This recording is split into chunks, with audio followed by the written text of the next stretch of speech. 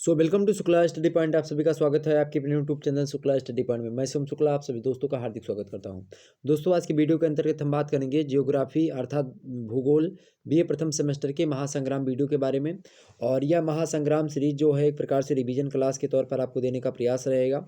2022 में कोई भी परीक्षा आप देने जा रहे हो, किसी भी विश्वविद्यालय से संबंध रखते हैं, अगर आप बीए प्रथम वर्ष में मतलब कि बीए प्रथम वर्ष या अर्थात बीए प्रथम सेमेस्टर में हैं, तो आपके लिए यह लेक्चर एक प्रकार से ब्रह्मबाण साबित होगा, रामबाण होगा। कहने का मतलब ये है कि एक ही वीडियो में आपको बहुत सारी चीज़ें जो है जानने को मिलेंगी और लगभग पूरा का पूरा पाठ्यक्रम लगभग एक ही वीडियो में समाहित होने का प्रयास रहेगा। तो आप सभी लोग फटाफट से एक बार जितने भी लोग देख रहे हो वीडियो को लाइक और शेयर कर दीजिएगा। ठीक है, सभी लोग फटाफट से वीडियो को लाइक और शेयर करेंगे। प्रत्येक व्यक्ति 10 व्यक्तियों के पास वीडियो को शेयर करिएगा। ओके, तो महासंग्राम रिवीजन क्लास इसी प्रकार से पहले आप लोगों ने देखा होगा, हिंदी की, पॉलिटिकल साइंस की और एजुकेशन की, ये तीन जो है, और सोशियोलॉजी की, ये 3-4 क्लासेस अब अवेलेबल हैं पहले से ही। और ये आज की जो क्लास है अर्थात जियोग्राफी की, ये लेकर के 5वीं क्लास आज की हो जाएगी। ओके, तो आपकी कोई भी जो है सीरीज होगी या फिर अर्थात कोई भी आप परीक्षा देने जाएं किसी भी विषय वस्तु के लिए हुए हों, तो जनरली छात्र छात्राओं के यही विषय वस्तु होते हैं। हालांकि और भी मैं वीडियो देने का प्रयास करूंगा, हिंदी वाला जल्द ही आपको दूंगा, तो आप लोग जो है उसको भी देख लीजिएगा। ठीक, तो एक ही वीडियो में आपका सारा का सारा पाठ्यक्रम समाहित करने का प्रयास रहेगा। तो आप लोग जरूर वीडियो को लाइक और शेयर करेंगे। ओके, बहुत मेहनत पड़ती है महासंग्राम वीडियो को जो है इसके कंटेंट को इकट्ठा करने में बहुत ज़्यादा मेहनत करनी पड़ती है। ओके, चलिए फटाफट से वीडियो को लाइक और शेयर कर दीजिएगा। प्रारंभ करते कक्षा को। पहला प्रश्न आपके सामने है, स्क्रीन पर दिखाई पड़ रहा होगा, विजिबल हो पा रहा होगा, बड़े ही आसानी समझते हैं कि पहला प्रश्न आपसे एग्जाम्स में ऐसे प्रश्न पूछेगा कि भौतिक भूगोल के अर्थों को स्पष्ट कीजिए, या एग्जाम से प्रश्न पूछेगा कि भौतिक भूगोल की परिभाषा को बताते हुए उसके विषय क्षेत्र के बारे में बताएं या प्रकृति के बारे में बताएं, कुछ ऐसा प्रश्न पूछेगा। तो बिल्कुल चिंता करने की आवश्यकता नहीं, यहाँ पर हम भौतिक भूगोल के अर्थ को हम समझ लेते हैं। ठीक है, उसके बाद में और भी चीज़ों को हम समझते हुए आगे बढ़ेंगे। ऐसा नहीं कि मैं केवल भौतिक भूगोल के अर्थ को बताऊंगा, बहुत सारे प्रश्न रखे हैं हमने, छोटे छोटे प्रश्नों को रखने का प्रयास किया है ताकि आप लोग एक प्रकार से रिवीजन के तौर पर इसको समझ सकें। और एग्जाम्स में आप अगर थोड़ा बहुत भी पता है आपको, तो बना करके अच्छे तरीके से आप लिख सकते हैं, उसमें माहिर होते हैं आप लोग। चलिए यहाँ पर उत्तर देखने का प्रयास करें। भौतिक भूगोल को भाई अंग्रेजी में क्या कहा जाता है? फिजिकल ज्योग्राफी कहा जाता है। सबसे पहले आप यही लिख दीजिएगा, लिखने का सिंपल सा तरीका कि जो भौतिक भूगोल है सबसे पहले उसको अंग्रेजी में क्या कहा जाता है, या ये जो शब्द बना है किस भाषा से बना है, ऐसे आप, या फिर अंग्रेजी रूपांतरण है, कुछ इस प्रकार से बता करके एक आध दो लाइन आप बढ़ा भी सकते हो, इसमें घुमा उमा सकते हो। जैसे बीए में यूपीएससी की कॉपी नहीं है कि आप एक बार जो लिख दिया वो दोबारा नहीं लिखना, आप उसमें घुमा करके भी लिख सकते हो, कोई ऐसी बात नहीं। ठीक है, तो भौतिक भूगोल को अंग्रेजी में फिजिकल ज्योग्राफी के रूप में जो है जाना जाता है। फिजिकल ज्योग्राफी के रूप में जो है हम लोग जानते हैं कि फिजिकल ज्योग्राफी जिसको अंग्रेजी में कहते हैं, उसी को हिंदी में भौतिक भूगोल कहते हैं। इसमें फिजिकल का अर्थ होता है क्या? Of the laws of nature. क्या? Of the laws of nature अर्थात प्राकृतिक मतलब कि प्राकृतिक जो नियम होते हैं उनके बारे में। और जियोग्राफी से यहाँ पर तात्पर्य होता है पृथ्वी का वर्णन, अर्थात बात की जाए, अतः भौतिक भूगोल की बात की जाए शाब्दिक अर्थ की, तो पृथ्वी मतलब कि प्राकृतिक पृथ्वी के वर्णन से लगाया जाता है। अर्थात जो प्राकृतिक पृथ्वी है, तो of the laws of nature अर्थात जो प्राकृतिक जो है प्रकार से प्रकृति का नेचर है, मतलब जो क्या एक प्रकार से जो नेचर का नियम है अर्थात प्रकृति का जो नियम है उसके बारे में यहाँ पर। तो प्राकृतिक जियोग्राफी अर्थात पृथ्वी का वर्णन जो है हिंदी में लिया जाता है। जियोग्राफी का तात्पर्य जियो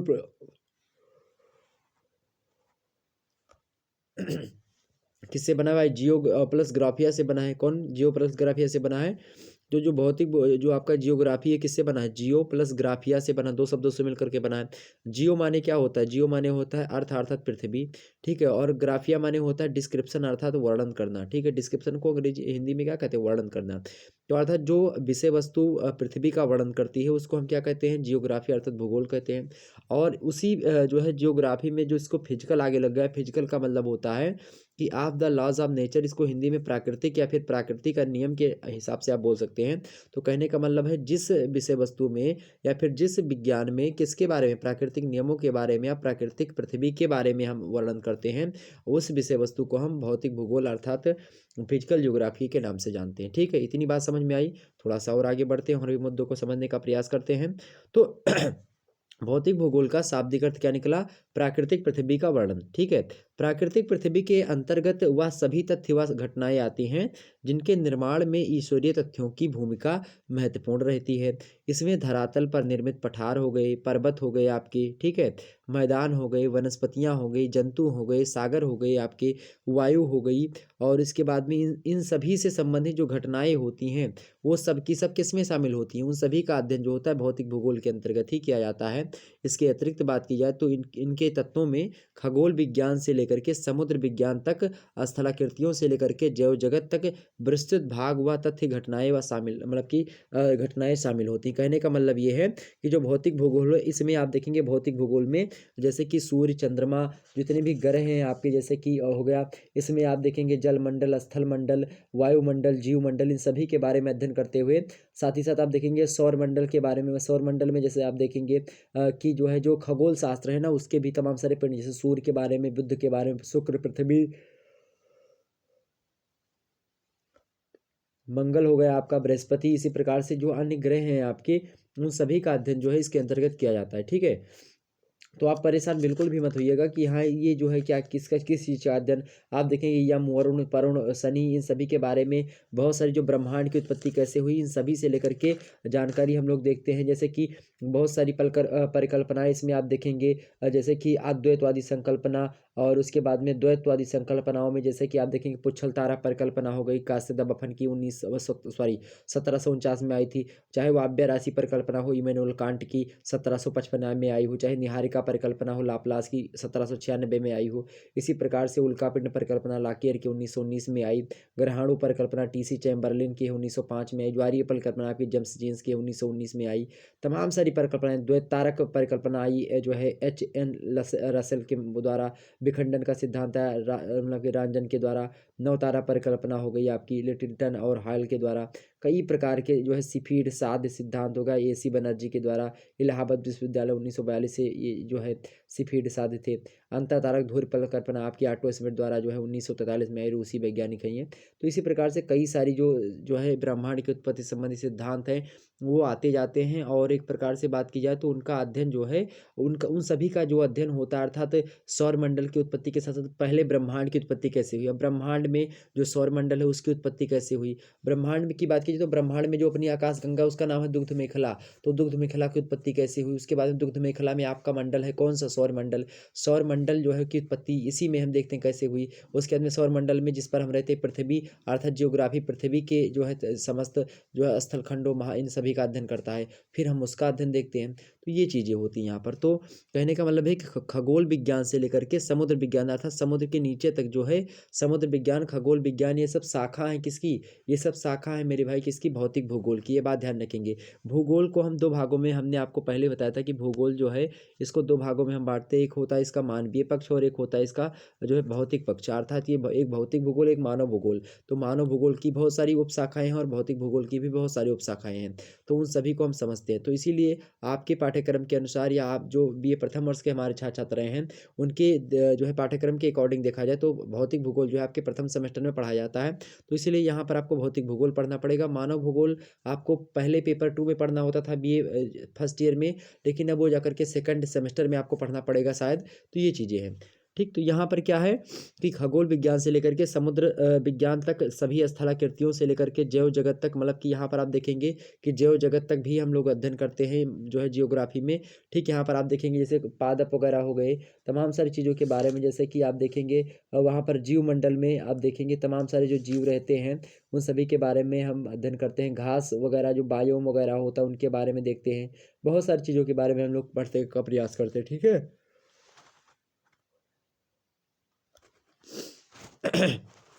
आगे बढ़ते हैं, आगे बढ़ते हैं और हम देख लेते हैं आखिरकार एक आध विद्वानों ने किस प्रकार से जो है इसके अर्थ को बताते हुए क्या कहा है, किसके बारे में, भौतिक भूगोल के बारे में।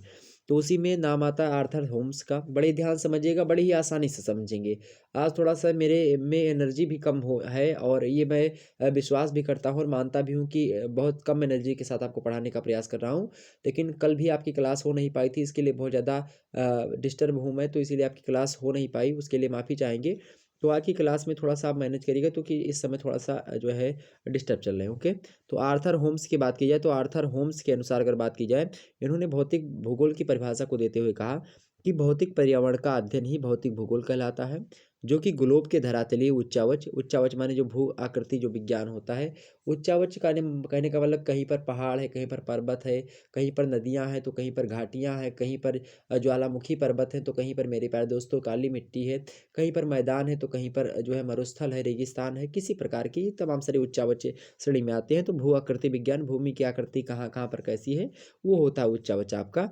तो धरातलीय उच्चावच, सागर और महासागर जो है समुद्र विज्ञान, तथा वायु और मतलब कि जलवायु विज्ञान, इन सभी के विवरणों का अध्ययन करता है कौन, भौतिक भूगोल। ऐसा मानते हैं कौन, आर्थर होम्स महोदय। ओके, तो ये था एक प्रकार से जनरली आप अगर आप थोड़ा बहुत जानते हैं, अगर इतनी भी चीज़ें आपको पता है तो आप बड़े आसानी से लघु उत्तरीय टाइप के प्रश्न और दीर्घ उत्तरीय टाइप के प्रश्न निपटा भी सकते हो। थोड़ा सा और पता हो आपको तो ऐसे आप लिखेंगे जैसे कि जो है भौतिक भूगोल के बारे में आप तमाम सारी जैसे विषय क्षेत्र पूछा गया है तो उसमें आप लिखेंगे कि पृथ्वी के ग्रहीय संबंधों के बारे में अध्ययन किया था, स्थल मंडल के बारे में यानी लिथोस्फीयर, जल मंडल अर्थात हाइड्रोस्फीयर, वायुमंडल अर्थात एटमॉस्फेयर, तो इन सभी के बारे में अध्ययन करते हैं। जीवमंडल, इन सभी का अध्ययन जो है किया जाता है। ये तमाम सारी चीज़ें आप हेडिंग डाल करके आप समझा सकते हैं, कोई दिक्कत की बात नहीं उसमें।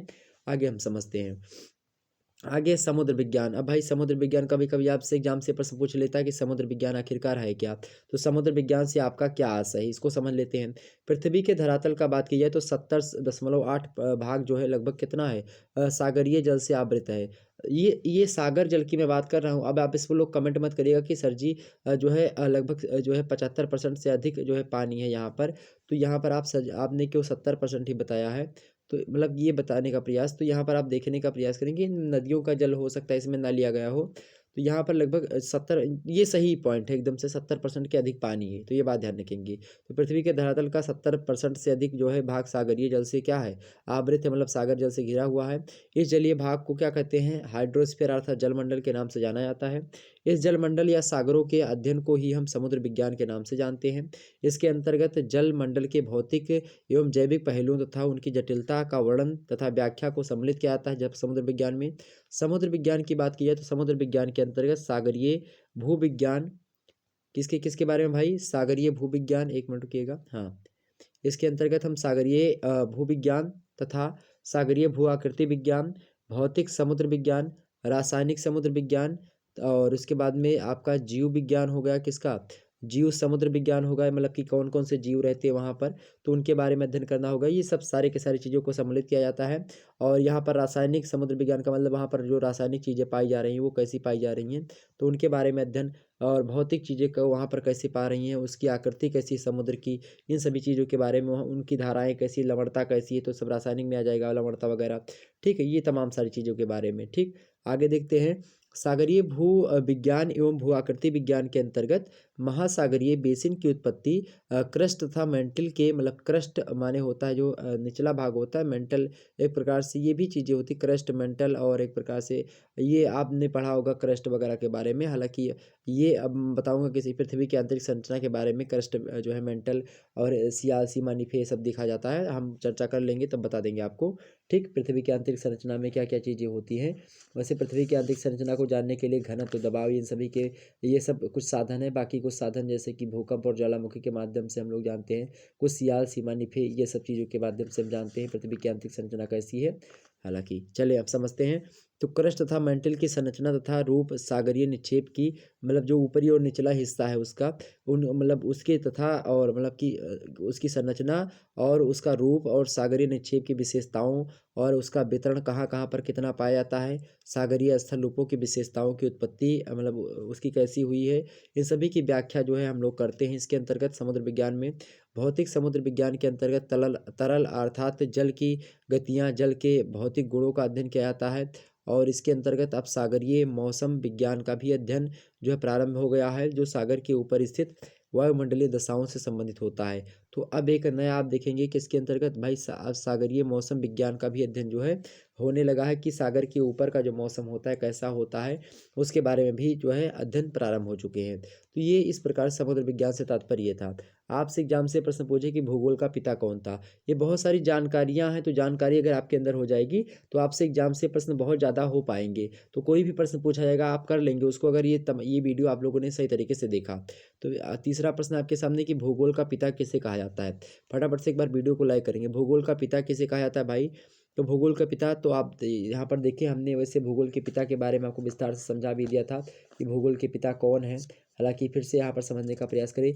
आप लोगों को एक प्रकार से जो ऑब्जेक्टिव वाला मॉडल पेपर है उसमें हमने भूगोल के पिता के बारे में आपको बताया था, कौन किसके पिता हैं, कैसे कैसे क्या हुआ है, उन सभी के बारे में आपको विस्तार समझाने का प्रयास किया था। हमने वहाँ पर बताया था कि भूगोल शब्द का सर्वप्रथम प्रयोग किसने किया था।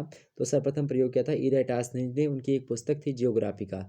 जियोग्राफिका पुस्तक में सबसे पहले इरेटास्निज महोदय भूगोल शब्द का जो है भूगोल को भूगोल उन्होंने कहा। और बात की जाए उससे पहले जो थे एक व्यक्ति था, उनका नाम था हिकेटियस। उन्होंने भूगोल के बारे में बताया था, लेकिन उसके जो है जियोग्राफी नाम से नहीं पुकारा था, जियोग्राफी नाम नहीं दिया था। जियोग्राफी नाम देने का श्रेय इरेटास्निज को है। और उससे पहले भूगोल को एक प्रकार से जो भूगोल की श्रेणी थी उसको एक प्रकार से विषय बताया था किसने, हिकेटियस ने। इसीलिए भूगोल का पिता अगर पूछे तो किसे कहा जाता है, हिकेटियस को कहा जाता है। ठीक है।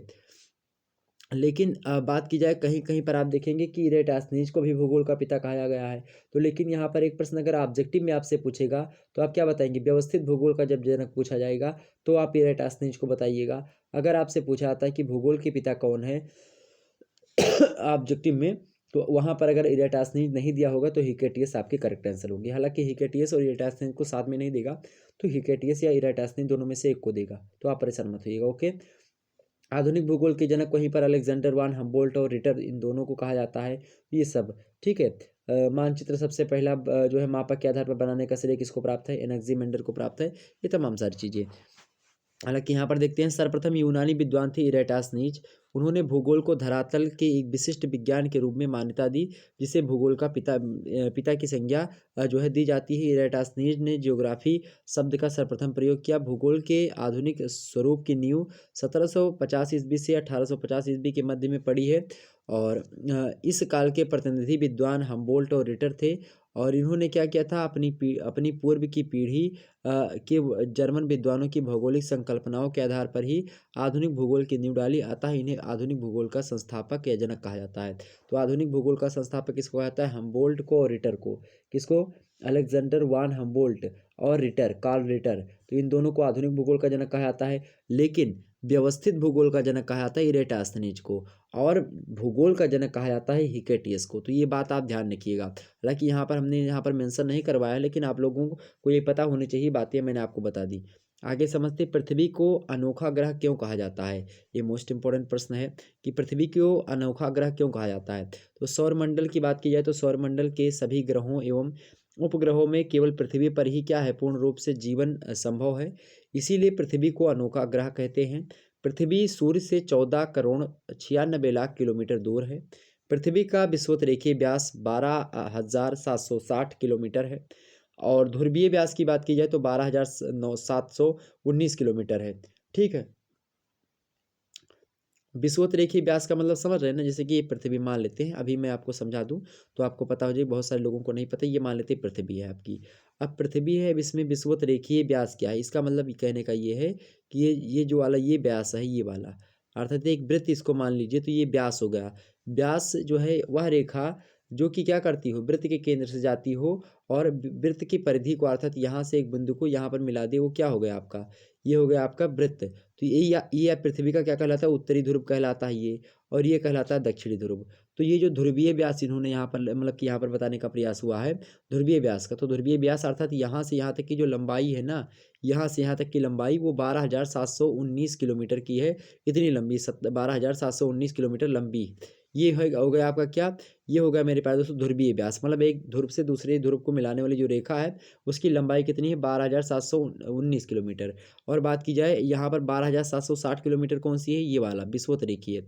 विषुवत रेखीय समझ रहे हैं ना, समझ रहे हो मेरे भाई कि नहीं समझ रहे हो। चले, ये जो विषुवत रेखा है, विषुवत रेखा चूंकि 0 डिग्री जो अक्षांश है आपका, ये अक्षांश रेखा है। जो पृथ्वी पर ऐसी ऐसी रेखाएं जो हरी वाली दिखाई पड़ रही हैं, जो ऐसी ऐसी रेखाएं खींची जाएंगी वो अक्षांश रेखाएं कहलाएंगी, ऐसी ऐसी। ठीक है।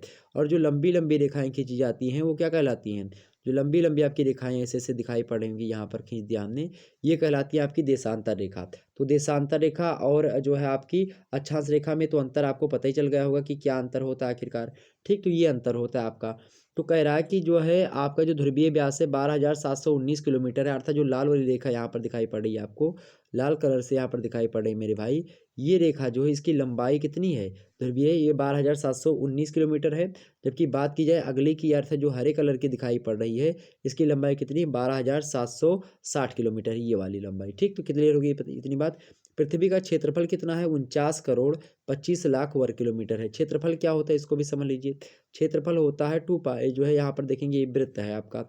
अब इसका क्षेत्रफल क्या होगा, क्षेत्रफल कहने का मतलब है कि जितनी भी एरिया है ये वाली पूरी की पूरी, जितनी भी एरिया आप दिखाई पड़ रही होगी यहाँ पर, ये सब एरिया, ये सब के सब एरिया जो यहाँ पर दिखाई पड़ रही है, ये मान लेते हैं आपकी ये जितनी भी एरिया ये सब दिखाई पड़ रही, ठीक है।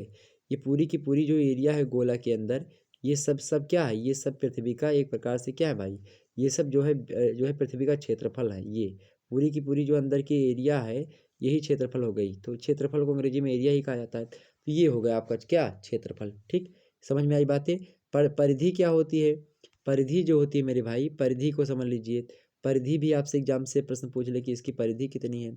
तो परिधि आपकी जो गोला वाली ये लाइन होती है ना, ये वाली गोल गोल जो किनारा किनारा, यही परिधि होती है इसकी लंबाई, अर्थात जो ये रेखा होती है गोल गोल वाली, इसकी जो लंबाई होती है उसी को परिधि कहते हैं। ठीक, तो ये बातें आपके एग्जाम्स में कभी कभी मतलब पूछी नहीं जाती हैं, लेकिन आपको समझना जरूरी है, क्योंकि आप जब तक ये समझ नहीं पाएंगे कि परिधि क्या है, क्षेत्रफल क्या है, तो लिखा हुआ मिलेगा तो आप समझ नहीं पाएंगे कि क्या चीज़ें होती हैं। ठीक, तो इसका क्षेत्रफल कितना है 49, जो है कितना है भाई, इसका क्षेत्रफल है मेरे भाई कितना है, तो ये कितना है इसका क्षेत्रफल 49 करोड़ 25 लाख वर्ग किलोमीटर इसका क्षेत्रफल है।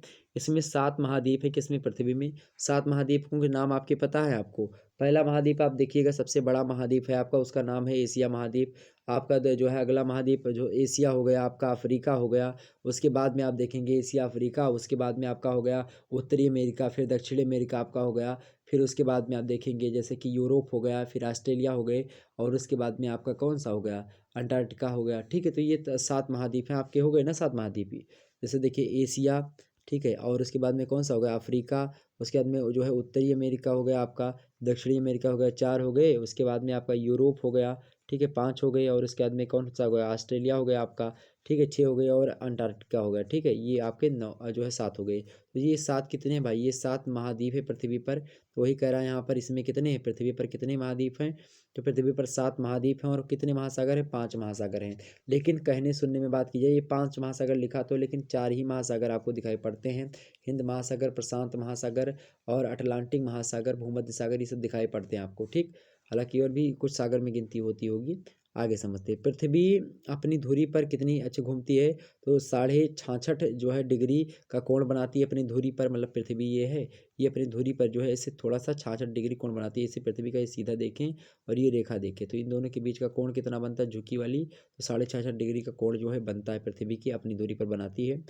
और पृथ्वी अपनी धुरी पर 23 घंटा तथा 56 मिनट में एक चक्कर जो है अपनी धुरी पर पूरा कर लेती है। अर्थात जो घूर्णन करती है पृथ्वी, अपने आसपास ही घुमा करती है लट्टू की भांति, तो वो एक प्रकार से एक चक्कर पूरा कर लेती है 23 घंटे में, और मतलब 56 मिनट में, जिससे एक दिन और रात होती है। पृथ्वी पश्चिम से पूरब दिशा की ओर घूमती है, बात भी आप ध्यान रखेंगे।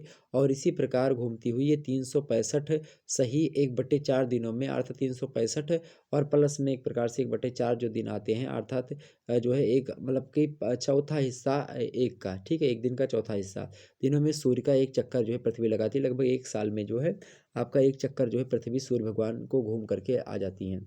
ठीक, अपने स्थान पर जहाँ से चली थी। तो ये चीज़ें हैं, आगे हम समझने का प्रयास करते हैं। एक बार जितने भी लोग देख रहे हो फटाफट से वीडियो को लाइक और शेयर कर दीजिएगा। आगे देखते हैं भाई, अगला प्रश्न आपके सामने है।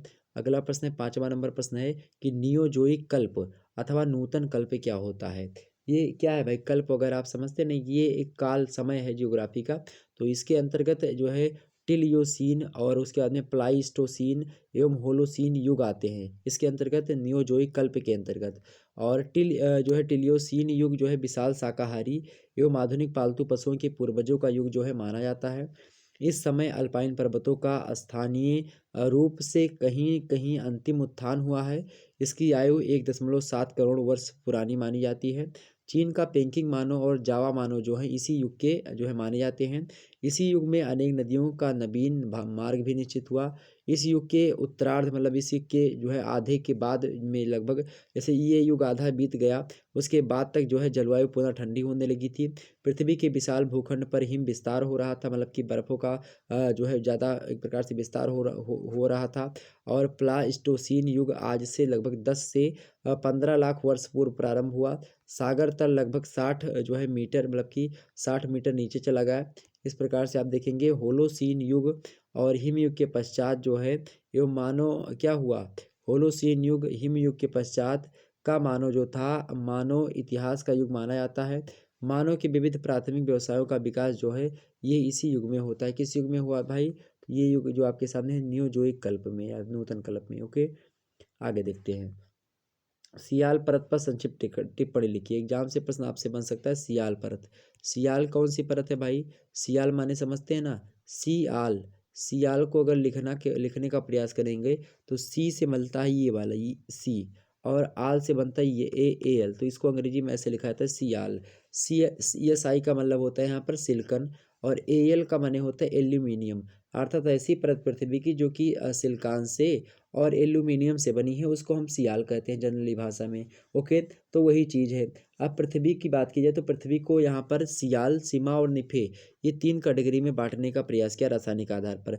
ऐसे ही पृथ्वी है, पृथ्वी को हम मान लेते हैं काट लेते हैं बीच स्तर से, और ये पृथ्वी हो गई आपकी, ये काट लिया। ये पृथ्वी की जो ऊपरी परपटी ये वाली है ऊपर का भाग। अब यहाँ पर जो है 3 भागों में पृथ्वी को बांट दीजिए। ये हो गया आपका सियाल, ये हो गया सीमा, ये हो गई निफे।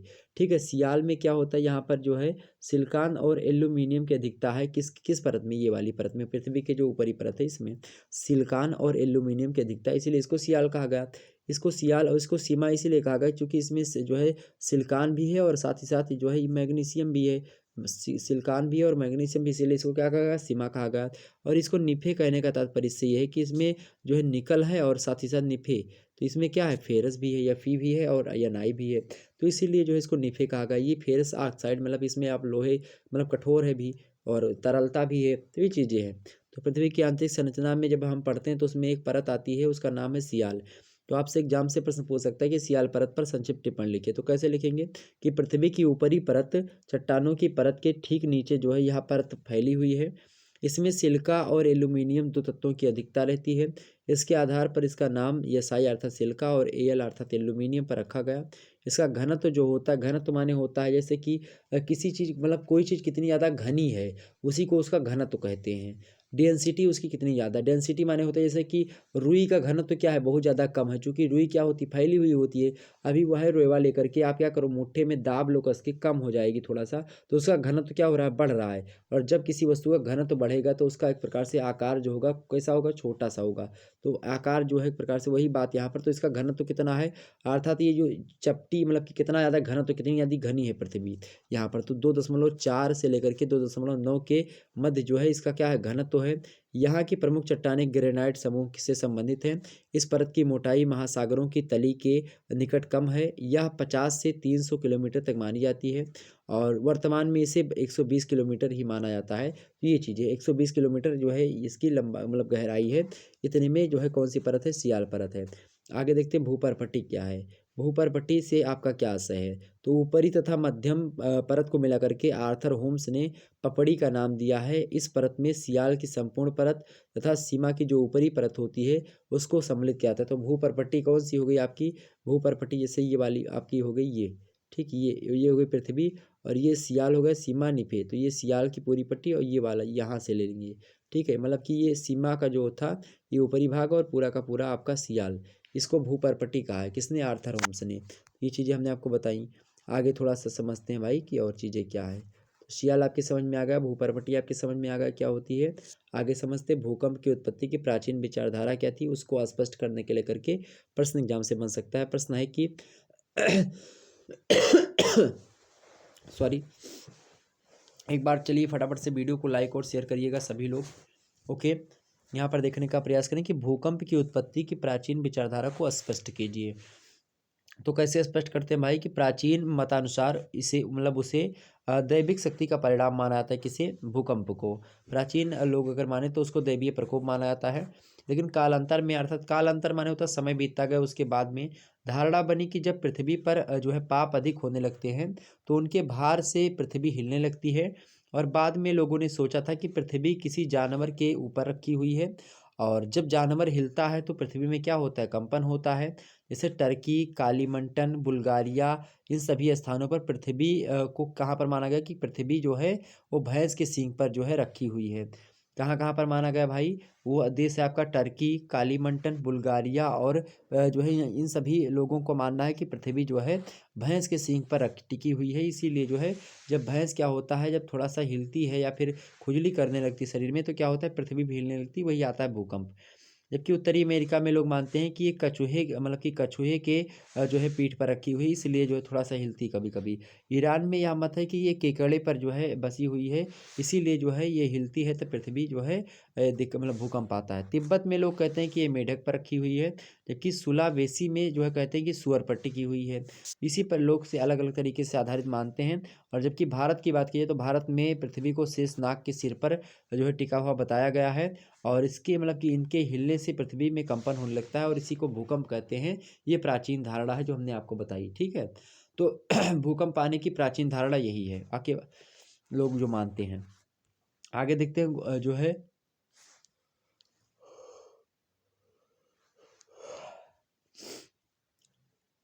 आगे हम समझने का प्रयास करते हैं।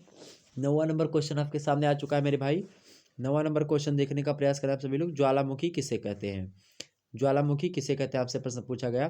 तो जो है वारचेस्टर महोदय है, और वो कहते हैं, उनके अनुसार हम समझ लेते हैं। उन्होंने कहा कि ज्वालामुखी प्रायः एक गोल या लगभग गोल आकार का क्या होता है, छिद्र अथवा खुला हुआ भाग होता है। ज्वालामुखी एक प्रकार से पर्वत होता है, एक द्वार होता है, खुला हुआ छिद्र होता है। ज्वालामुखी जो क्रिया होती है उसको ज्वालामुखीयता कहा जाता है, ठीक। तो ये क्या होता है, खुला हुआ भाग होता है, छिद्र होता है, जिससे होकर पृथ्वी के अत्यंत तप्त जो भूगर्भ है उससे जो है गैस, जल और तरल लावा जो होता है चट्टानों के टुकड़ों से युक्त गर्म पदार्थ पृथ्वी के धरातल से प्रकट होता है बाहर की ओर, वही होती है ज्वालामुखीता। ओके। इस प्रकार ज्वालामुखी घटना का सीधा संबंध पृथ्वी की विभिन्न गहराइयों में होने वाली विशेष प्रक्रियाओं एवं घटनाओं से होता है। ऐसी घटनाओं एवं उनके बात की जाए, ऐसी जो घटनाएं होती हैं और उनके लिए जिम्मेदार शक्तियों के प्रभाव से वहाँ की पहले से ही कुछ मतलब विशेष चट्टानें पिघल जाती हैं। इन्हीं पिघले हुई चट्टानी पदार्थों को मैग्मा कहते हैं।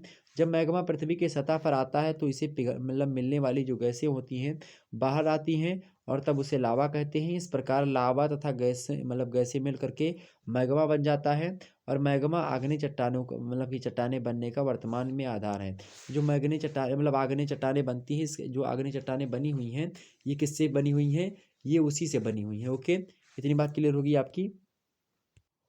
आगे हम समझने का प्रयास करते हैं कि आखिरकार जो है भू संतुलन सिद्धांत से जो है हम लोग क्या समझते हैं। प्रश्न है आपका कि भू संतुलन सिद्धांत से आप क्या समझते हैं। तो उत्तर में आप लिखेंगे कि सामान्यतः पृथ्वी पर विभिन्न भार के उच्चावचनों मतलब जो उच्चावच हैं जो तमाम सारे हैं, ओके, उनमें स्थिरता जो है पाया जाना ही भू संतुलन है। इस प्रकार परिभ्रमण करती हुई पृथ्वी के ऊपर स्थित जो क्षेत्र हैं, जैसे कि पर्वत हो गए, आपके पठार हो गए और मैदान हो गए, एवं जो गहराई में स्थित जो क्षेत्र हैं जैसे कि झील हो गई, समुद्र हो गए, इन सभी में भौतिक अथवा यांत्रिक स्थिरता की दशा को ही भू संतुलन के नाम से जाना जाता है, संतुलन की दशा कहा जाता है, ठीक। और जब इनमें क्या होता है, थोड़ा बहुत हलचल होने लगती है, तो इसीलिए पृथ्वी में भी हलचल होने लगती है। तो भू संतुलन जो है सिद्धांत यही है, भू संतुलन यही है। आगे थोड़ा समझते हैं। भू संतुलन को अंग्रेजी में जो है क्या कहा जाता है, आइसोटेसी कहा जाता है, जो ग्रीक भाषा के आइसोटेटी मतलब कि आइसोस्टेटिक्स शब्द से बना हुआ है। इसका अर्थ होता है समस्थिति। तो आर्थर होम्स ने भू संतुलन की परिभाषा करते हुए कहा कि जो है संतुलन की वह दशा, क्या कहा कि संतुलन की वह दशा जो बड़े बड़े भागों में पाई जाती है, जो विभिन्न सतहों पर पर्वत, पठार एवं मैदान आदि के रूप में फैले रहते हैं, भू संतुलन कहलाती है। तो ये बात किसने कहा, आर्थर होम्स ने कहा। आगे समझते काल्डेरा। काल्डेरा एग्जाम से प्रश्न जरूर पूछा जाएगा, काल्डेरा होता क्या है। तो काल्डेरा जो होता है, जब ज्वालामुखी का जो ऊपरी भाग होता है भयंकर विस्फोट में उड़ जाता है और जो है वो निमज्जन या धसाव के प्रभाव से वहाँ विशाल क्रेटर बन जाता है, और तो उसे काल्डेरा या फिर कड़ाह कहते हैं। कहने का मतलब ये है कि जो ज्वालामुखी पर्वत होते हैं उससे जब ज्वालामुखी धीरे धीरे निकलता है तो उससे जो जिस छिद्र से ज्वालामुखी निकलता है उसको क्रेटर कहा जाता है। जिस छिद्र से ज्वालामुखी निकलता है उसको क्रेटर कहा जाता है। लेकिन जब वहीं से बार बार ज्वालामुखीता की क्रिया होती रहती है, लगातार ज्वालामुखी वहाँ से निकलता रहता है, लावा निकलता रहता है, तो वहाँ से क्या होता है, वही क्षेत्र कभी कभी क्या होता है कि वहीं पर उसी पर्वत में खूब विस्तार से मतलब कि बड़े तरीके से विस्फोट हो और ज्वालामुखी वहाँ से फटे। तो ऐसा होगा कि तो वहाँ पर एक गड्ढा बड़ा सा हो जाएगा, और जहाँ मतलब कि ज़मीन वहाँ की ऊपर की फूट जाएगी, वो बड़ा सा गड्ढा हो जाएगा, और वही बड़ा सा जो भयंकर गड्ढा होता है उसी को जो है कालडेरा के नाम से या फिर कड़ाह के नाम से जाना जाता है। ज्वालामुखी पर्वत का विशाल मुख जापान का आसो काल्डेरा, मतलब कि जैसे आसो काल्डेरा हो गया, पश्चिमी किनारी द्वीप का जो है काला काल्डेरा, ये सब इसके विशेष उदाहरण हो सकते हैं काल्डेरा के। बात की जाए आगे, अगला प्रश्न आपके सामने लेकोलिथ की संरचना पर प्रकाश है। लेकोलिथ क्या होता है। लेकोलिथ एक जो है स्थलाकृति मतलब कि स्थलाकृति होती है, या भी भूभाग के अंदर जो है होती है, और एक उन्नतो दार जो है ढल ढाल की आकृति की भांति होती है। प्रायः प्रत या चट्टानों के बीच यह आकृति पाई जाती है। अतः जब दोनों के बीच गर्म मैग्मा भर जाता है तो वाष्प तथा गैस के कारण ऊपर की परत गुंबद की भांति फूल जाती है या उठ जाती है, तथा वहां पर क्या होता है, लावा भर जाता है। इस प्रकार से भरे हुए लावा को लेकोलिथ के नाम से जानते हैं।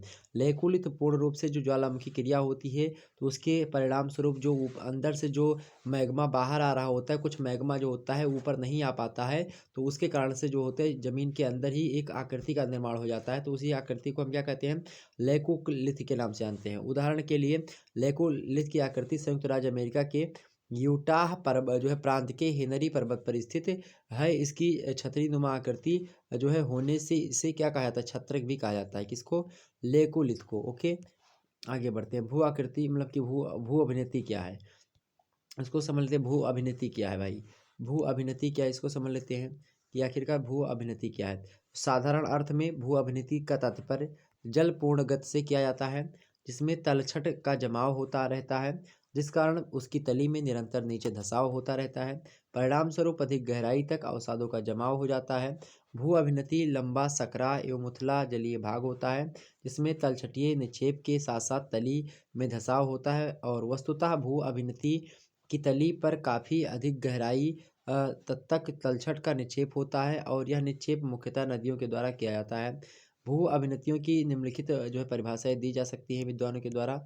जैसे कि पहली परिभाषा आप यहाँ पर दे सकते हैं कि भू अभिनतियाँ मतलब भू अभिनतियाँ अभिनतियों के जलीय भाग होते हैं। भू अभिनतियों के क्या होते हैं, जलीय भाग होते हैं, जिनमें लगभग निरंतर अवसाद का जमाव होता रहता है। अवसाद माने होता है मलबा। ओके, अगली परिभाषा आप दे सकते हैं कि जो है भूसरनती के उथले जलीय भाग हैं, जिनमें तलछटीय निक्षेप के साथ ही उनकी तलियां जो होती हैं धसी रहती हैं। जिस इस प्रकार से ये पर्वत, ये मान लेते हैं कोई स्थान है, यहाँ पर क्या हो जाए, ये वाली जो ऐसे संरचना बन जाए ऐसे से, इसमें पानी अगर के गिरता रहे, यहाँ पर क्या हो, मलबा हो ज़्यादा इकट्ठा हो जाए और इससे क्या गड्ढा सकरा होता चला जाए, तो इस प्रकार से ये जो आकृति बनती है इसी को अभिनति या सन्नति कहते हैं। ओके, यही होता है। आगे समझते हैं वलित पर्वत से आप क्या समझते हैं। वलित पर्वत क्या होता है भाई, तो जब चट्टानों में पृथ्वी की आंतरिक शक्तियों द्वारा मोड़ या फिर वलन पड़ जाते हैं, और उससे तो उसे हम क्या कहते हैं, मोड़दार या फिर वलित पर्वत कहते हैं। जैसे कि ये वाली जो पर्वत होती है, ये पर्वत जो होती है ये वलित पर्वत कहलाते हैं। ठीक है, वलन की प्रक्रिया के तदुपरांत वलित पर्वत विश्व के सबसे ऊंचे तथा सर्वाधिक विस्तृत पर्वत हैं, जिनका विस्तार हर महाद्वीप में प्रायः पाया जाता है। यदि इसके वितरण और दृष्टि मतलब वितरण पर दृष्टिपात करें, मतलब देखें, तो महाद्वीपीय किनारों पर या तो दक्षिण या पूर्व पश्चिम दिशा में जो है फैले हुए हैं। जैसे कि हिमालय पर्वत हो गया, अल्पाइन पर्वत समूह हो गया, राकीज पर्वत हो गया, और उसके बाद में एटलस पर्वत हो गया। ये सब वलित पर्वत के ही उदाहरण हैं। और बात की जाए वलित पर्वत में कई अपनति भी होती हैं, मतलब एंटी सिंक्लाइन होती हैं, और कई अभिनतियाँ भी होती हैं, मतलब कई सिंक्लाइन होती हैं, कई अपनतियाँ अर्थात एंटी जो है एंटीक्लाइन होती हैं। ठीक है, तो कई चीज़ें होती हैं। ठीक, जैसे ये चोटी हो गई, ये फिर ये घाटी हो गई, ये एक होती है अपनति ऊपर वाली, और ये होती है अभिनति नीचे वाली। तो ये अपनति हो गई, चोटी जो होती है इसको अपनति, ये हो गई अभिनति, ये अपनति ये अभिनति। ठीक है, ये चीज़ें होती है उसमें वलन पर्वत में। आगे समझते थोड़ा सा 15वां नंबर प्रश्न। 15 नंबर प्रश्न देखने का प्रयास करें। है कि प्लेट विवर्तनिकी से आप क्या समझते हैं, फिर उससे आपका क्या आशय है। तो भूपृष्ठ की परिवर्तनशीलता को समझने के लिए प्लेट विवर्तनिकी का सिद्धांत 20वीं शताब्दी में 60 के दशक में प्रस्तुत किया गया। प्लेट विवर्तनिकी अंग्रेजी के प्लेट और टेक्टोनिक शब्द का हिंदी रूपांतरण है। सामान्य रूप से प्लेट स्थलमंडल के अंशतः द्रव्य एवं स्थेनोस्फीयर के ऊपर अपने सापेक्षिक संचालन से टूटे हुए अंग होते हैं। जो है टेक्टोनिक्स शब्द ग्रीक भाषा के टेक्टोन से बना हुआ है, जिसका अर्थ होता है जो है टेक्निक, मतलब कि टेक्निक क्रियाकलाप का शब्द जो है मान अध्ययन। ओके। और दूसरे शब्दों में बात की जाए, अगर थोड़ा सा और समझें इसको, दूसरे शब्दों में इसका अर्थ होता है संगठन करता होता है, जो स्थल मंडल की चट्टानों को तोड़ता और मोड़ता रहता है। यद्यपि प्लेट शब्द का प्रयोग 1960 से 1965 ईस्वी के मध्य में अनेक विद्वानों के द्वारा दिए जाने लगा था, किंतु डी.पी. मैकेंजी और आर.एल. पार्कर ने 1967 ईस्वी में सर्वप्रथम प्लेट विवर्तनिकी के जो है मुख्य मतलब मूल तत्वों की रूपरेखा तैयार की और इसे खंडजा प्रस्तार सिद्धांत के नाम से प्रस्तुत किया गया, और आजकल हम लोग यही जानते हैं। आगे देखते हैं चट्टान के बारे में। चट्टान किसे कहते हैं। तो पृथ्वी सतह का निर्माण करने वाली रचना सामग्री को चट्टान कहा जाता है। सामान्य रूप से चट्टान शब्द का प्रयोग किसी कठोर वस्तु के लिए ही किया जाता है, किंतु भूगोल विषय में इसका प्रयोग बालू, कंकड़, मिट्टी और ग्रेनाइट इन सभी के लिए किया जाता है। ये सभी चट्टान के ही श्रेणी में आती हैं। आर्थर होम्स की परिभाषा को हम अगर दृष्टिपात करें, नज़र डालें, तो अधिकांश चट्टानें खनिजों का ही मिश्रण अंश होती हैं, अतः उनमें कई खनिजों मतलब कि का पाया जाना स्वाभाविक ही जान पड़ता है। इन खनिजों में रासायनिक तत्वों का योग रहता है। प्रत्येक चट्टान में एक से अधिक खनिजों का सम्मिश्रण पाया जाता है। ये आर्थर होम्स ने बताया। चट्टानों को परिभाषित करते हुए R.S. पावार कहते हैं कि चट्टानें खनिजों का क्या होती हैं, प्राकृतिक मिश्रण होती हैं। अर्थात चट्टानों में क्या होती हैं, प्राकृतिक रूप से ही चट्टानें क्या होती हैं, विमिश्रित होती हैं, जिसमें भूपटल की संरचनात्मक इकाई का निर्माण होता है। ठीक, आगे समझते हैं। अगला अगला प्रश्न आपके सामने, आग्नेय चट्टान कौन सी होती है। आग्नेय चट्टानों से क्या आशय है। तो आग्नेय शब्द लैटिन भाषा के किससे है भाई, इग्निस शब्द से जो है संबंधित है, जिसका अर्थ होता है अग्नि। तो आग्नेय मतलब क्या होता है, अग्नि, जो कि इग्निस शब्द से बना है, किसके, लैटिन भाषा के। ओके। पृथ्वी के भीतरी भागों में आंतरिक क्रिया द्वारा पृथ्वी के ऊपरी परत या धरातल पर जब पिघला हुआ पदार्थ ठोस रूप धारण करता है तो आग्नेय चट्टानें बनती हैं। पृथ्वी के भीतरी भागों में मध्यवर्ती गहराई में बहुत जो है उच्च तापमान होता है एवं दबाव भी एक प्रकार से बहुत ज़्यादा होता है, और उसके मध्य पदार्थ अर्ध तरल अवस्था में हो जाता है, और उसे मैग्मा कहते हैं। यह मैग्मा क्या होता है, ज्वालामुखी के मुख से क्या होता है, बाहर आता है, तो उसमें गैसें निकलती हैं। अतः शेष द्रव्य जो है पदार्थ जो लावा होता है वह क्या कहलाता है, और मैग्मा जो होता है और लावा के ठंडे मतलब मैग्मा और लावा के ठंडे हो जाने पर आग्नेय शैली जो होती है वही बनती हैं। जब लावा आकर के जैसे ज्वालामुखी था, ये क्रिया है, यहाँ पर एक छिद्र है, यहाँ से ज्वालामुखी क्रिया होती है, यहाँ से ज्वालामुखी आई ऊपर आई, यहाँ से ऐसे निकल रही ज्वालामुखी, ठीक है, ऐसे से निकल रही है, ऐसे से निकल रही है, ये बहता हुआ लावा चला जाएगा ऐसे से, ठीक है। अब यही लावा जब बह करके ठंडा हो जाएगा, इसकी गैसें खत्म हो जाएंगी, यही लावा जब बह करके ठंडा हो जाएगा, इनसे जो पर्वतों का निर्माण होगा, इससे जो चट्टानें बनेंगी, तो ये चट्टानें कौन सी होगी, यही आग्नेय चट्टान होती है। ओके। आगे है आपका 18वां नंबर, परतदार जो चट्टानें होती हैं उनसे क्या मतलब। परतदार चट्टानों से आपका क्या आशय है। धरातल पर पाई जाने वाली चट्टानें अधिकांशतः परतदार ही होती हैं। इनकी रचना अवसाद के जमा होने से ही होती है, अतः इन्हें हम अवसादी या फिर जो है तलछटी चट्टानें कहते हैं। आप देखेंगे जो आग्नेय चट्टानें होती हैं वो परतदार चट्टानें ही होती हैं, क्योंकि एक बार ज्वालामुखी आई बहकर चली गई, फिर दोबारा आई, फिर एक प्रकार दूसरी परत, फिर तीसरी परत, फिर चौथी परत, ये परतदार चट्टानें होती हैं, ठीक है। तो यहाँ पर देखेंगे जो है धरातल के लगभग 75% भाग पर अवसादी चट्टानें तथा शेष भाग पर आग्नेय व कायांतरित चट्टानें पाई थी। कायांतरित चट्टानें माने होता है जो अपनी काया अर्थात शरीर को बदलते हैं, अर्थात मतलब जो एक प्रकार से बात की जैसे कि जो पहले बड़ी चट्टानें रही हों, फिर उसके बाद में रगड़ घिस करके मतलब कि एक प्रकार से घिसते घिसते क्या हो गई हों, कम पड़ गई हों, वो मतलब उसने अपने आकार को बदल दिया हो, तो वो चट्टानें कैसी कहलाती, कायांतरित चट्टानें कहलाती हैं। ये चट्टानें पाई जाती हैं। इसमें पाई जाने वाली परतों के आधार पर इन्हें परतदार चट्टानें कहा जाता है।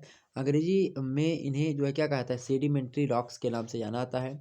यह शब्द लैटिन भाषा के सेडी जो है मेंटम से बना हुआ है, जिसका तात्पर्य होता है सेटिंग डाउन, अर्थात नीचे बैठना। इसका निर्माण लगातार जो है धीरे धीरे निक्षेपण के कारण से होता है। निक्षेपण माने होता है कि लगातार वहाँ से कट करके अवसाद जो होते हैं अलग स्थानों पर बहते रहते हैं या फिर ज्वालामुखी क्रिया के तदुपरांत वहाँ पर निक्षेप आते रहते हैं। इस प्रकार से परत चट्टानें बनती हुई चली जाती हैं। आगे समझते थोड़ा सा।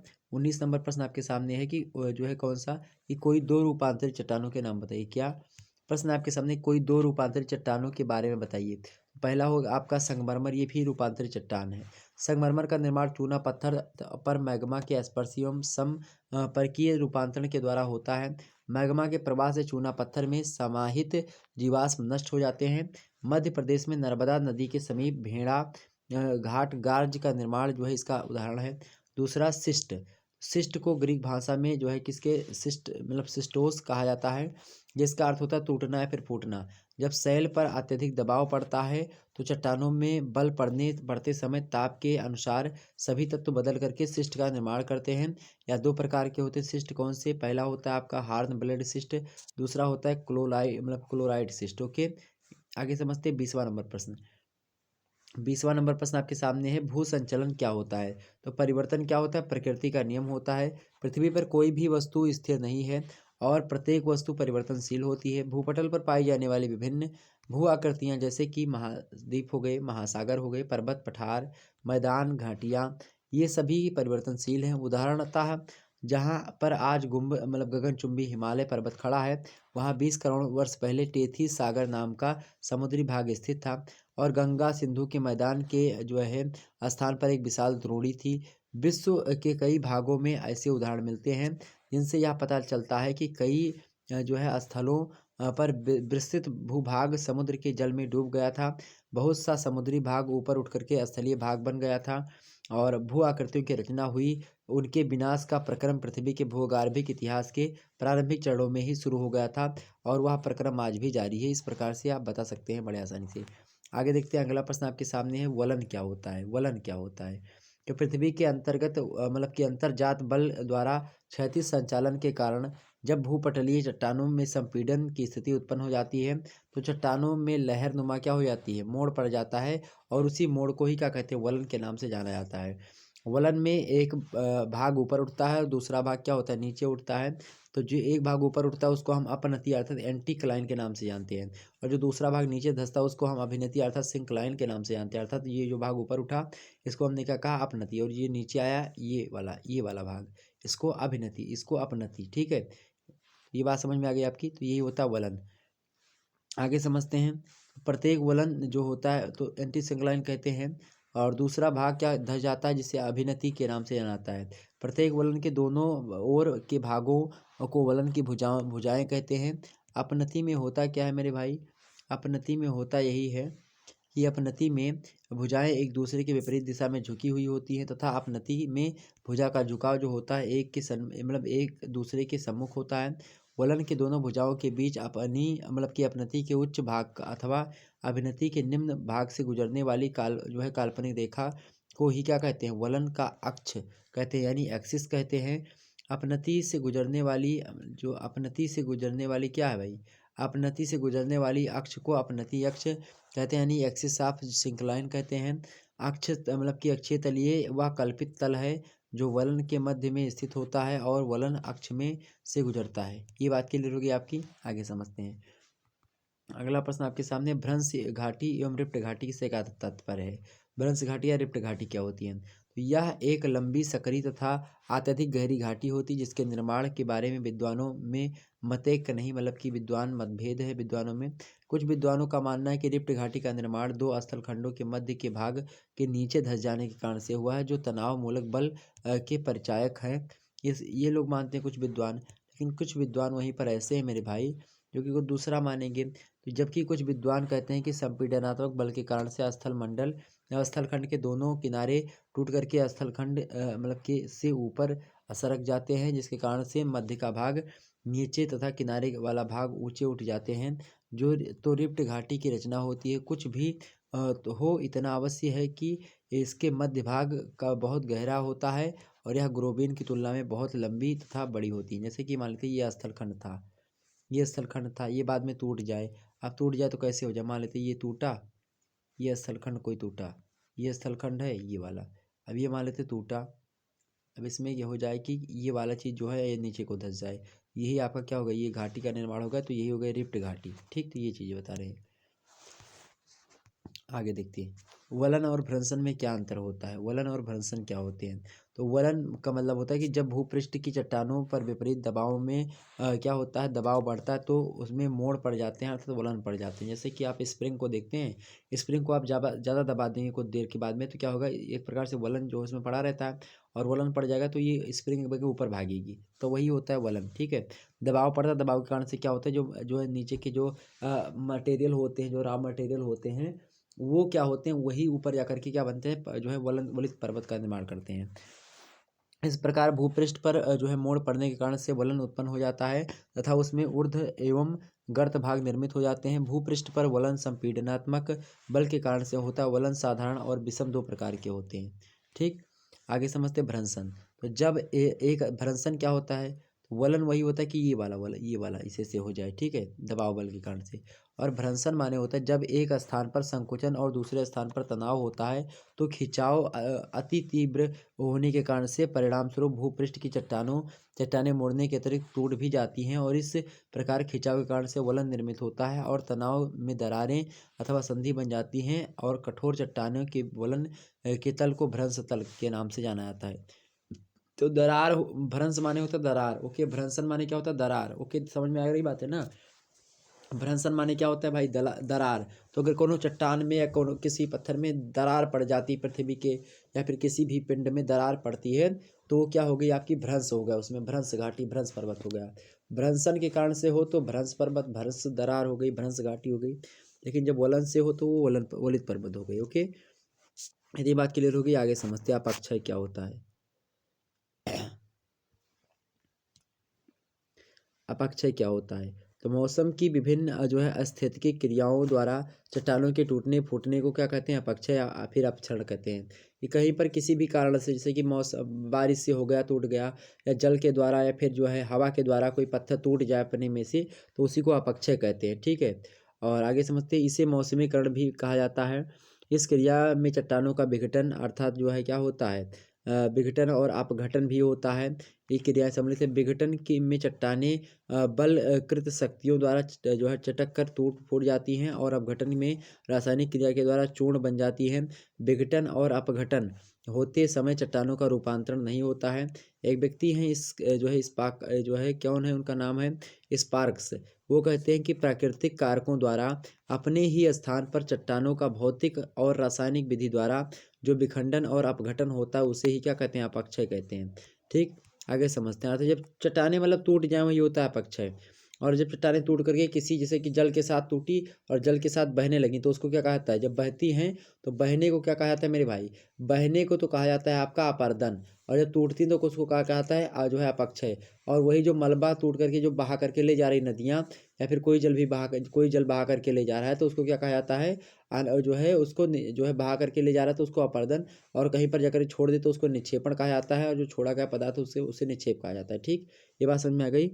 आगे आर्थर होम्स कहते हैं कि जो है अपक्षय उन भूपृष्ठीय प्रक्रमों का प्रभाव है जो शैलों के विनाश एवं विघटन में सहायक होते हैं, परंतु इनमें ढीले पदार्थों का बड़े पैमाने पर क्या होता है, परिवहन नहीं होना चाहिए। ये चीज़ हो गई, ये आर्थर होम्स कहते हैं। आगे देखिए, डेविस के भौगोलिक चक्र पर प्रकाश डालिए। डेविस के भौगोलिक चक्र पर प्रकाश डालिए। क्या भाई डेविस का भौगोलिक चक्र, इसको समझ लेते हैं। तो सर्वप्रथम डेविस महोदय ने 1899 ईस्वी में भौगोलिक चक्र की संकल्पना का प्रतिपादन किया था और बताया था कि भौगोलिक चक्र समय की वह अवधि होती जिसके अंतर्गत जो है क्या होता है, उत्थित भूखंड अपर्दन के प्रक्रम द्वारा प्रभावित होकर के एक आकृति विहीन समतल मैदान में परिवर्तित हो जाता है।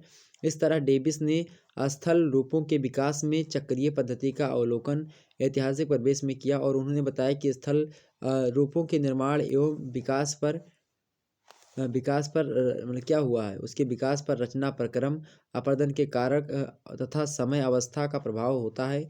इसी प्रकार डेविस ने प्रतिपादित किया कि स्थल रूप संरचना प्रक्रम तथा समय का प्रतिफल होता है। ये डेविस ने बताया कि स्थल रूप संरचना प्रक्रम तथा समय का प्रतिफल होता है।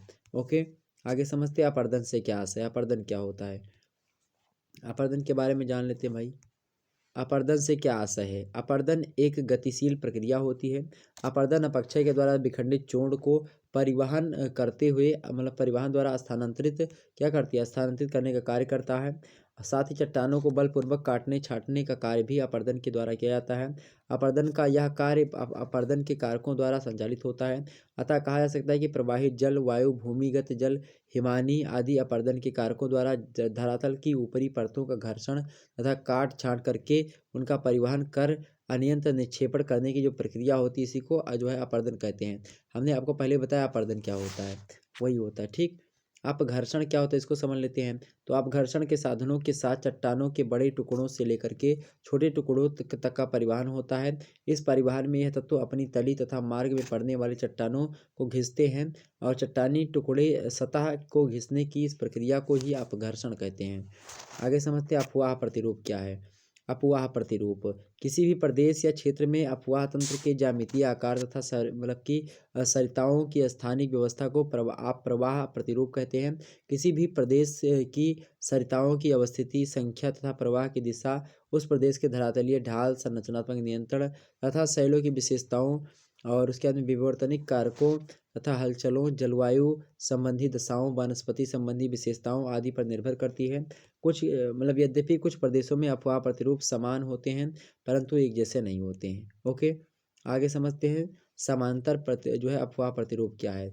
समांतर अफवाह जो है प्रतिरूप के अंतर्गत अनेक नदियां एक दूसरे के समानांतर प्रवाहित होती हुई प्रादेशिक ढाल का अनुसरण करती हैं तथा इस तरह का प्रतिरूप समान ढलुआ सागर तटीय मैदान या फिर कोयटा मैदान पर अधिक विकसित होता है। भारत के पश्चिमी तटीय मैदान इस तरह के कई अफवाह विकसित हुए हैं वहाँ पर। यहाँ पर पश्चिमी घाट के पश्चिमी ढलानों से नदियाँ निकल करके सीधे मार्ग में प्रवाहित होती हैं हुई अरब सागर में मिल जाती हैं। पूर्वी तटीय भाग पर भी समानांतर अफवाह प्रतिरूप विकसित हुआ है। आगे समझते हैं अगला प्रश्न आपके सामने, आयताकार अफवाह प्रतिरूप का वर्णन कीजिए। तो यह प्रतिरूप जालीनुमा प्रकृति के प्रतिरूप में से मिलता जुलता होता है परंतु अंतर केवल समीपता का होता है। अर्थात जालीनुमा प्रतिरूप में सहायक नदियां एक दूसरे के अत्यधिक समीप होती हैं लेकिन आयताकार प्रतिरूप में सहायक नदियां एक दूसरे से दूर होती हैं। आयताकार प्रतिरूपों का निर्माण विवरों, संधियों तथा भ्रंशों वाले क्षेत्रों से उत्पन्न होते हैं। सहायक नदियां अपनी मुख्य नदी से समकोण पर मिलती हुई प्रतीत होती हैं। यहाँ पर अफवाह प्रतिरूप लोपोक के अनुसार परिवर्ती, प्रत्यानुवर्ती और जो है नवानुप्रति प्रकार का हो जाता है। इस प्रतिरूप में सहायक नदियों के मिलने के स्थान का कोण चट्टान की संधियों के स्वभाव द्वारा निर्धारित होता है। नार्वे, केटर और कोलोराडो नदी इसका एक अच्छा उदाहरण आप देख सकते हैं। आगे समझते हैं अभिकेंद्रीय प्रतिरूप से आपके समझते हैं। अभिकेंद्रीय प्रतिरूप से आपके समझते हैं मोस्ट इंपोर्टेंट प्रश्न, अभिकेंद्रीय प्रतिरूप क्या होता है। जब कई नदियां किसी एक उच्च पर्वतीय स्थान से निकल करके अलग अलग कई दिशाओं में प्रवाहित होती हैं या किसी घाटी में कई दिशाओं में अनेक नदियां आकर के किसी झील में मिलकर मुख्य नदी को जन्म देती हैं तो इस प्रकार की अफवाह को आर्य अफवाह या फिर अभिकेंद्रीय अफवाह या फिर अपकेंद्रीय अफवाह के नाम से जाना जाता है।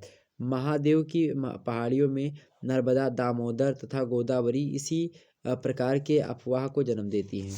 आगे समझते हैं अगला प्रश्न है। अगला प्रश्न आपके सामने, वलयाकार अफवाह प्रतिरूप क्या होता है। वलयाकार अफवाह प्रतिरूप को चक्राकार क्रम भी कहा जाता है क्योंकि इसमें जलधारा एक वृत्त के आकार की फैली हुई होती है। इस प्रकार अफवाह प्रतिरूप मुख्य रूप से प्रौढ़ एवं जो है घर्षित गुंबदीय पर्वतों में विकसित होता है। इन गुंबदों पर नदियां उनकी परिक्रमा करती हुई प्रतीत होती हैं। यद्यपि गुंबदनुमा पर्वत कठोर एवं मुलायम शैलों का बना हुआ होता है। यदि उसका पर्याप्त अनाच्छादन हो चुका है तो मुख्य अनुवर्ती नदियों की सहायक परवर्ती नदियों का विकास इन मुलायम चट्टानों वाले भागों में गुंबद के चारों तरफ परिधि के आकार में होता है। यूएसए के ब्लैक हिल गुंबद में पर्वत क्या होता है जो है चट्टानों वाले भागों में गुंबद के चारों तरफ परिधि के आकार में होता है। यूएसए के ब्लैक हिल गुंबद में पर्याप्त अनाच्छादन के बाद नदी सेइन एवं उसकी जो सहायक नदियां हैं उनकी धाराओं में चक्राकार अफवाह प्रतिरूप का विकास हुआ है। इंग्लैंड के बेल्ट में भी कई नदियों ने अनाच्छादित गुंबदों पर वलयाकार प्रतिरूप का विस्तार किया है। आगे बढ़ते अगला प्रश्न आपके सामने, डेल्टा क्या होता है। मोस्ट इंपोर्टेंट प्रश्न है। डेल्टा से आप क्या समझते हैं? तो नदी के मुहाने के समीप जहाँ नदी का संगम अथवा अंत और अंत सागर तक होता है, वहाँ डेल्टा का निर्माण होता है। इस निर्माण नदी की इसका निर्माण नदी की वृद्धावस्था में होता है। नदी में वेग तथा भार ढोने की क्षमता लगभग समाप्ति तक पहुँच जाती है। अपने साथ लाए गए प्रत्येक पदार्थ का नदी इस समय क्या कर देती है? निक्षेप कर देती है, अर्थात जो मलबे लाए हैं बहा करके उसको छोड़ देती है। या निक्षेपित पदार्थ यानी मलबे नदी के मुहाने के समीप जमा हो जाते हैं, जिसके कारण से नदियाँ अलग-अलग रास्तों में पतली-पतली सक्रिय धाराओं में बढ़ जाती हैं। पदार्थ की आकृति ग्रीक भाषा के डेल्टा की तरह त्रिभुजाकार होती है, तो इसे डेल्टा कहते हैं। ये चीज़ होती है। चूँकि ये जो है डेल्टा की भांति दिखाई पड़ती है, तो ये डेल्टा के तरीके से जैसे नदियाँ यहाँ से आ रही हैं बह करके फटाफट से, ऐसे-ऐसे। अब जो होता क्या है कि नदियाँ मार्ग से बाधक हो गई। यहाँ पर जो है वो मलबा रुक गया, तो ये सब नदियाँ बाधक हो गई, इधर-उधर जा रही डेल्टा की भांति। तो ये डेल्टा की भांति होती है, इसीलिए इसको क्या कहते हैं? डेल्टा के नाम से जाना जाता है।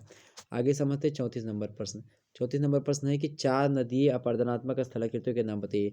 अर्थात नदियों के द्वारा जो बहा करके जो पत्थर को काट करके जो स्थलाकृति बन जाती हैं, उनका नाम बताइए। पहला आपका क्या बी आकार की घाटी जो बनती है, वो इसी के कारण से बनती है, नदी के अपरदन के परिणाम स्वरूप। अगला आपका जलप्रपात का निर्माण भी इन्हीं के कारण होता है। तीसरा क्या नदी विसर्प जो सापेक्ष तरीके से नदी बहती है ऐसे से ये भी, और गोखुर झील भी ठीक इसी कारण से बनती है। तो ये 4 होती नदी के अपरदनात्मक स्थलाकृतियों के नाम। आगे देखते हैं अगला प्रश्न आपके सामने है बालू का स्तूप।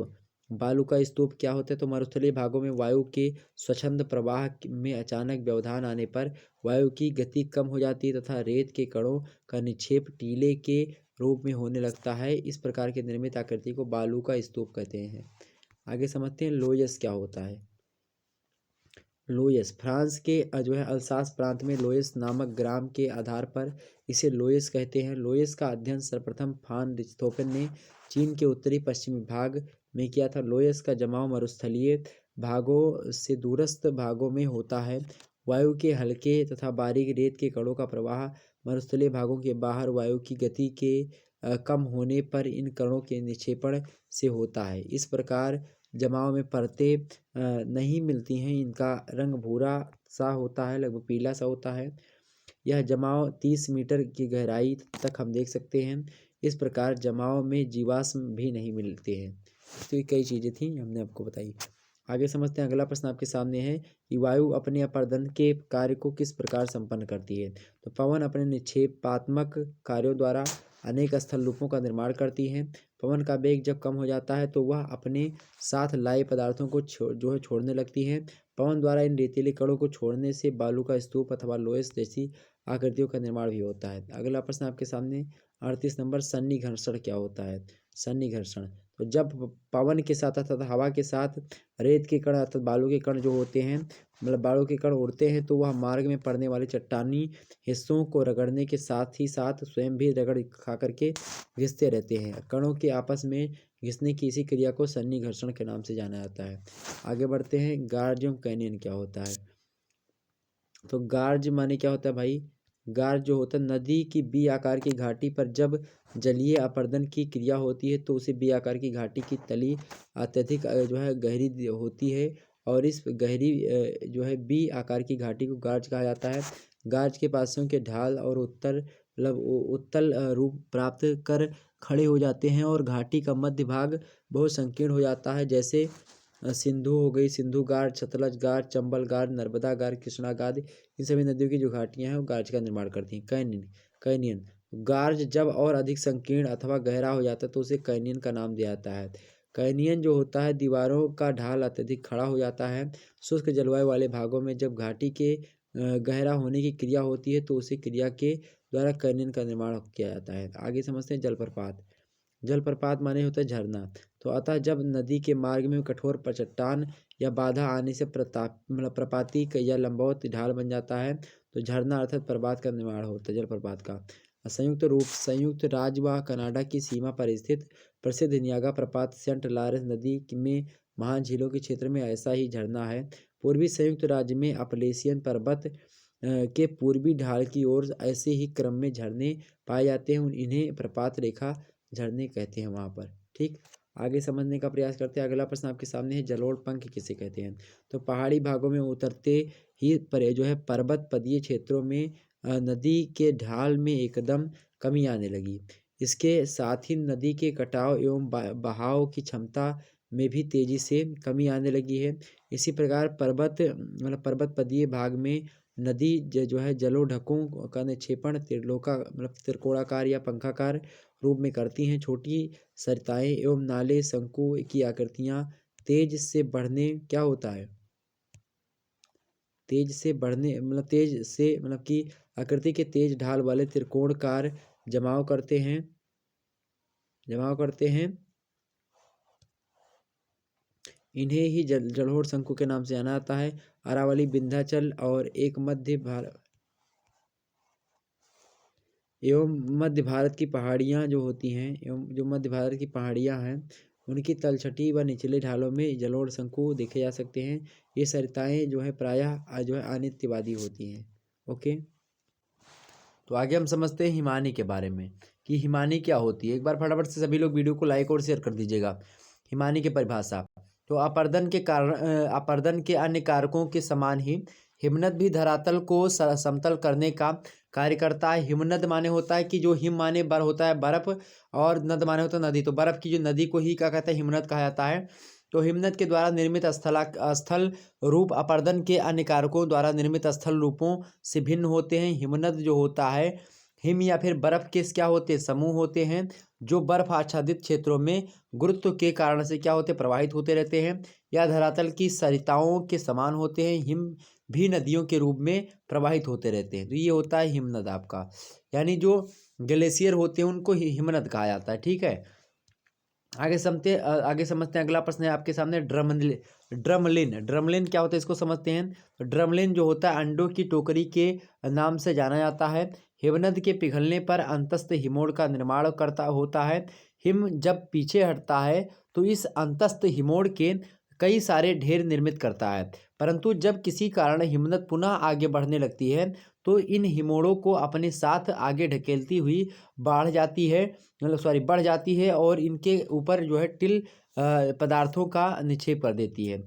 इस प्रकार क्या होता है टीले की आकृति दूर से देखने पर अंडे की टोकरी के समान दिखाई पड़ती है और इसे ही क्या कहा था ड्रमलिन के नाम से जाना जाता है। आगे समझते हैं जो है हिम टोपियाँ क्या होती हैं।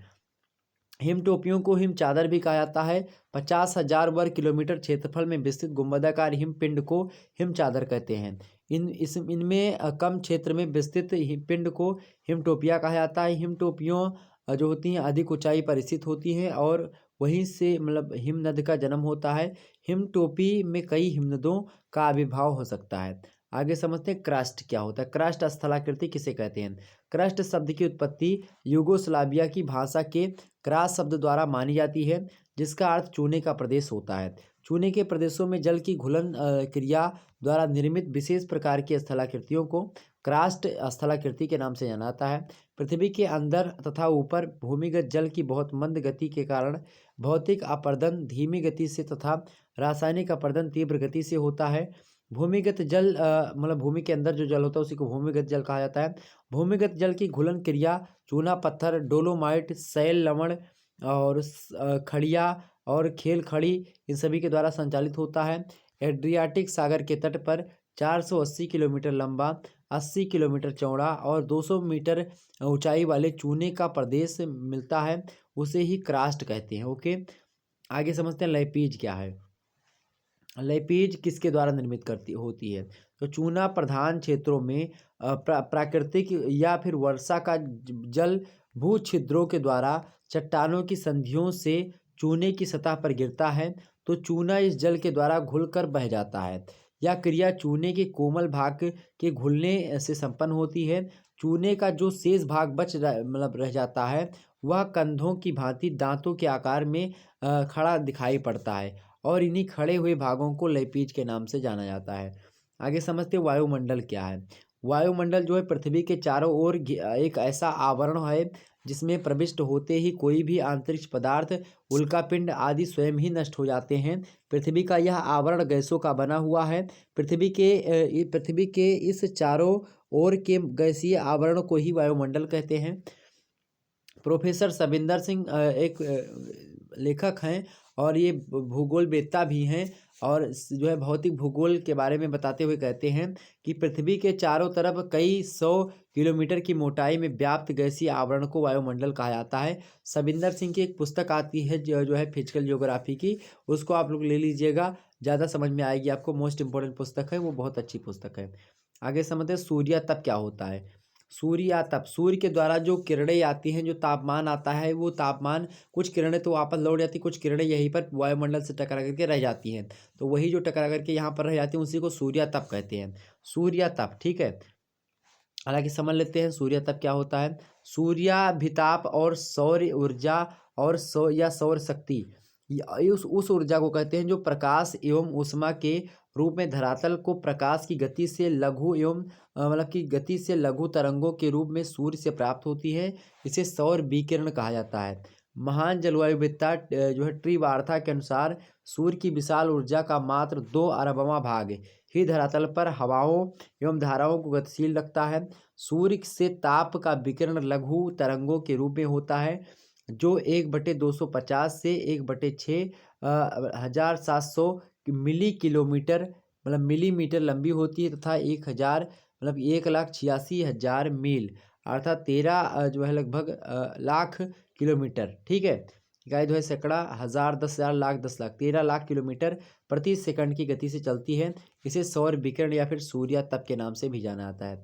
केंद्रीय कहते हैं कि सूर्य से वायुमंडल में निरंतर विकसित ऊष्मा को सूर्यातप कहते हैं। वायर्स कहते हैं कि पृथ्वी की सतह पर प्रत्यक्षतः प्राप्त सौर विकिरण की दर को ही सूर्यातप कहते हैं। तो यही होता है सूर्यातप। सूर्य की जो किरणें होती हैं, कुछ किरणें यहीं पर रुक जाती हैं, उसी किरणों की माप को सूर्यातप कहा जाता है। फिर वही जो माप है वही सूर्यातप कहलाता है। आगे समझते हैं वायुमंडलीय दाब से क्या आशय होता है। वायुमंडलीय दाब, वायुमंडल वायु का जो दबाव पड़ रहा है पृथ्वी पर, वही वायुमंडलीय दाब है। हालांकि यहाँ पर समझ लेते हैं वायुमंडल में पाई जाने वाली गैसों एवं अन्य तत्व भी पदार्थ मतलब कि अन्य तत्व भी पदार्थ ही हैं। पदार्थ में भार एवं भार के कारण से दबाव की स्थिति पाई जाती है। इसी वायुमंडलीय दबाव को संक्षेप में वायुदाब कहते हैं। यह वायु के पदार्थ होने से उसकी भौतिक दशा की स्थिति है। वायु के विशाल विस्तार के कारण, जो कि हमारे चारों ओर हजारों किलोमीटर की ऊंचाई तक फैला हुआ है, इसमें निश्चित भार होता है। पृथ्वी की सतह तथा समुद्र तल पर प्रति वर्ग सेंटीमीटर वायु का भार 2.7 किलोग्राम है। इसी प्रकार समुद्र तल पर 1 घन फुट वायु का भार लगभग 1.25 आंश होता है। मनुष्य एवं सभी जीवों को वायु दाब का पता ठीक उसी प्रकार नहीं चल पाता जिस प्रकार मछली को पानी के भार का पता नहीं चल पाता। आगे समझते वायु राशियाँ क्या होती हैं। वायु राशि वायुमंडल का ही अंश है।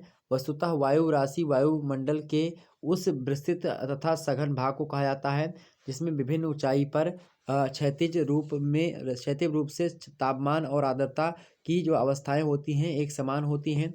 जिस प्रकार वायु का तापमान, वायु का दाब और वायु की आर्द्रता वायुमंडल की दशाओं को प्रभावित करती हैं, उसी प्रकार वायु राशियों का भी उन पर प्रभाव होता है। फिंच ट्रिवार्था कहते हैं कि वायु राशि वायु के उस विशिष्ट और विशाल पुंज को कहते हैं जिसमें तापमान एवं आर्द्रता का वितरण क्षैतिज पट्टियों के समरूप में पाया जाता है। आगे समझते वातागर क्या होता है। जहाँ पर ठंडी और गर्म जलधाराएं मिलती हैं, मतलब कि वायुधाराएं मिलती, एक ठंडी वायुधारा और गर्म जल मतलब कि एक गर्म वायुधारा जब आपस में मिलती तो उसी स्थान को वातागर कहते हैं।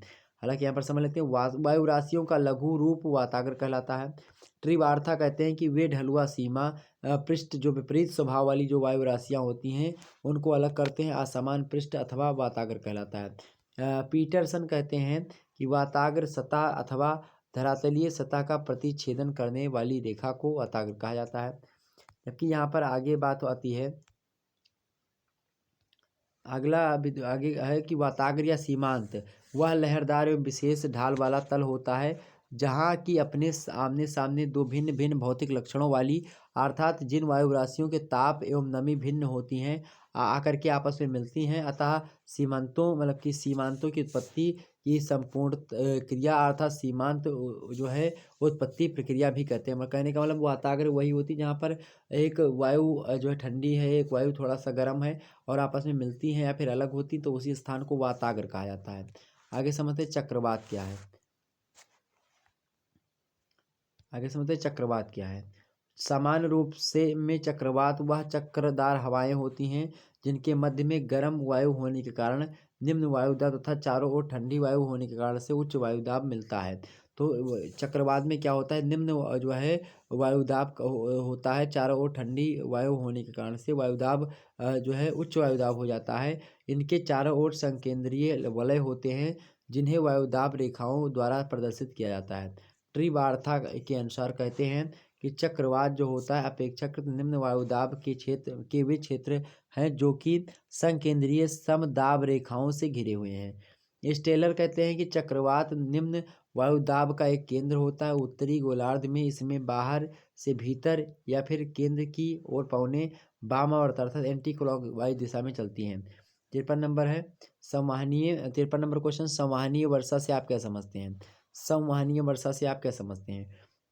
तो इस प्रकार की वर्षा सामान्यतः विषुवत-रेखीय प्रदेशों में होती है। वहाँ निरंतर ऊंचे तापमान रहने से प्रतिदिन दोपहर तक वाष्पीकरण द्वारा जल भरी पवनें ऊपर उठती हैं। दोनों मतलब कि दोपहर में पर्याप्त उठने के कारण इसमें संचालन की क्रिया होने लगती है। निरंतर आर्द्रता मिलते रहने से बादल सघन गहरे रंग के और प्रायः ऊर्ध्वाधर कपासी व वर्षी मेघों का मिश्रित रूप आकाश में फैलने लगता है। यहाँ पर प्रतिदिन सायं 4 बजे के आसपास बड़ी-बड़ी बूंदों में गर्जन व विद्युत के साथ मूसलाधार बारिश होती है और अतः इसे 4 बजे वाली वर्षा भी कहते हैं। यह क्रिया प्रतिदिन निरंतर होती रहती है। आगे समझते हैं प्रकीर्णन। प्रकीर्णन से आप क्या समझते हैं? तो जब विकिरण किरणें जिनका तरंग दैर्ध्य धूल कणों तथा जल कणों के व्यास से छोटा होता है उन लघु तरंगों को उन कणों से टकरा करके प्रकीर्णन या बिखराव हो जाता है। इस बिखराव के कारण दीर्घ लाल तरंग आगे निकल जाती है। इसी प्रकीर्णन मतलब इसका प्रकीर्णन नहीं होता है अतः आकाश नीला दिखाई देता है।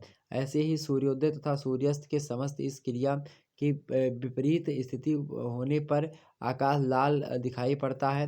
अतः आकाश का नीला तथा लाल होना किरणों आकाश का जो लाल होना जो है नीला होना, ये क्या होता है?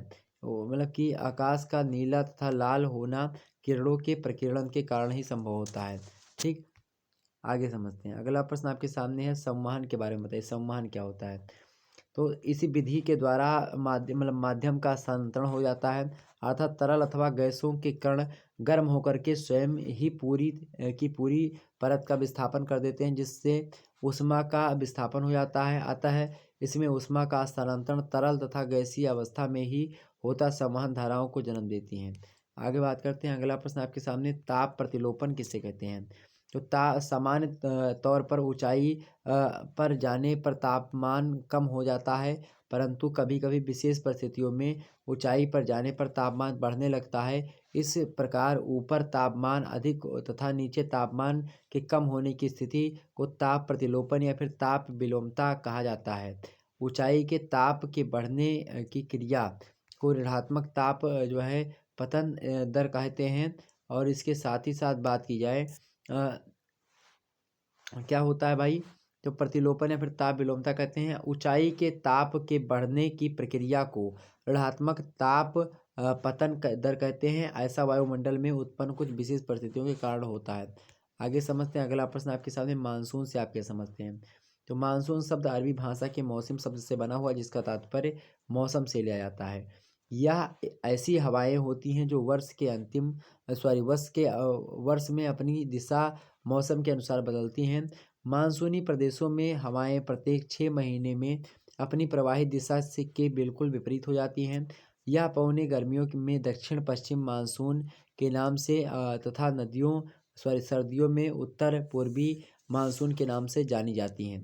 ये चीज़ आपकी क्लियर हुई। आगे समझते हैं। अगला है आपके, महाद्वीपीय मग्न तट किसे कहते हैं? तो महाद्वीपों के वे भाग जो समुद्र में डूबे हुए होते हैं महाद्वीपीय मग्न तट कहलाते हैं। इनकी औसत गहराई 100 फैदम तथा अथवा 2000 मतलब कि 200 मीटर अर्थात 1 फैदम बराबर 1.8 मीटर या फिर 6 फीट का होता है तथा ढाल जो है इसका 1 डिग्री से 2 डिग्री के बीच में होता है। महाद्वीपों के मग्न तट इसके ढाल पर निर्भर करते हैं। अधिक ढाल वाले मग्न तट की ऊंचाई कम तथा कम ढाल वाले मग्न तट की चौड़ाई जो होती है अधिक होती है।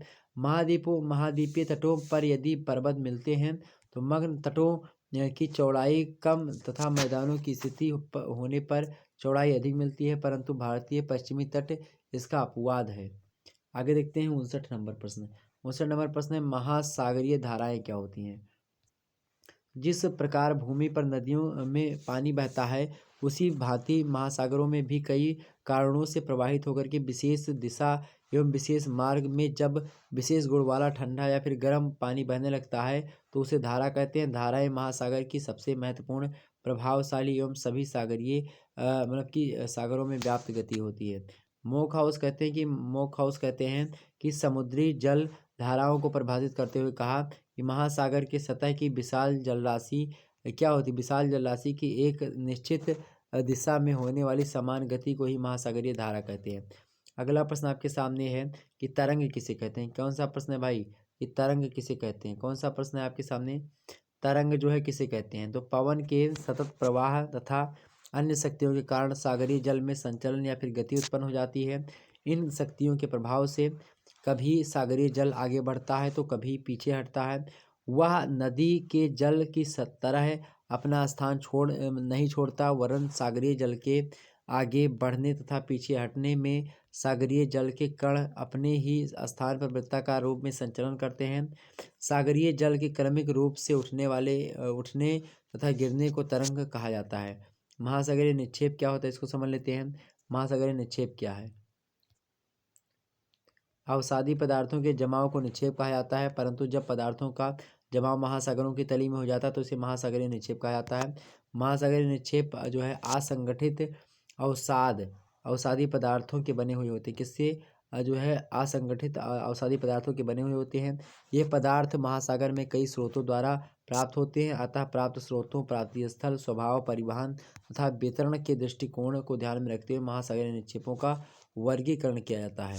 ओके, आगे समझते हैं। अगला प्रश्न आपके सामने बायोम को लेकर के। अगला प्रश्न है, बायोम किसे कहते हैं? तो प्रोफेसर सबिंदर सिंह कहते हैं कि जब पारिस्थितिकी के अंतर्गत समस्त प्राणियों तथा पादपों का सम्मिलित रूप से अध्ययन करते हैं तो उसे बायोम या फिर जियोम कहते हैं।